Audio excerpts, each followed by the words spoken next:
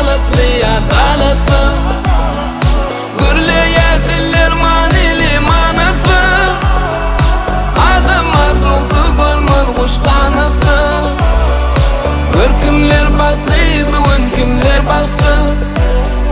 Bu dünya adaletli adaleti. Gürleyedirler manili manası.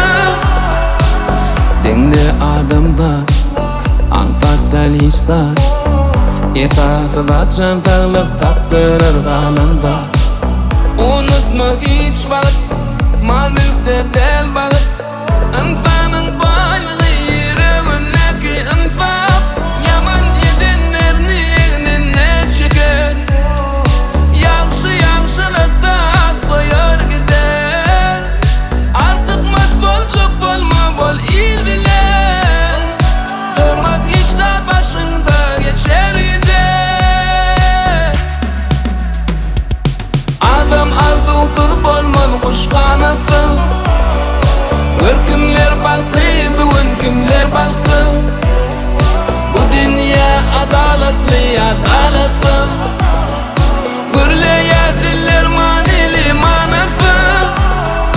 Adam arzusuz bolmaz kuşkanısı. Bir kimler baktı, bugün kimler baktı. Bu dünya adaletli adaleti. Gürleyedirler manili manası.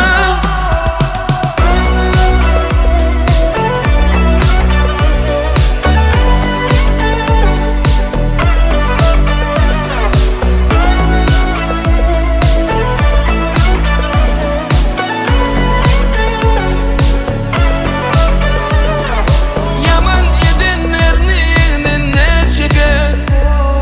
Yaxşılıkta koyar gider. Artık masbol çok bolma bol il bile. Hürmet işler başında geçer gider. Adam arzusuz bolmaz kuşkanısı. Bir kimler baktı, bugün kimler baktı.